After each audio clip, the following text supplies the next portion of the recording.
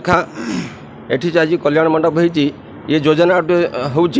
पूर्वतन मुख्यमंत्री आजिकार विरोधी दल नेता श्रीयुक्त नवीन पट्टनायक से योजनाटा करते एठी जदि कार्यकारी होती ये हूँ पूर्वतन विधायक विष्णुपद राउतरा एबेकर पौर अध्यक्षा निवेदिता बेहरा मैडम को जोगुरु हो पारी एठी जो बाजतेपुर होती भित्तिभूमिर अभाव थिला हवा कथा नुहे एमानकर सहयोग आज ये हो पारी ये उद्घाटनटा आम देखिपारिचु किंतु एटी खुशीर कथा ये से साबरपुर गोटे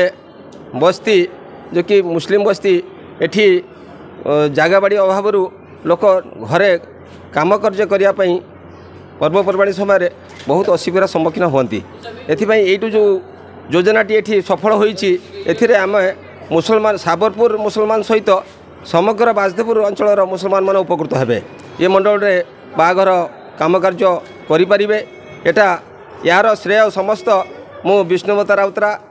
पौराध्यक्षा निवेदिता मैडम को दूची।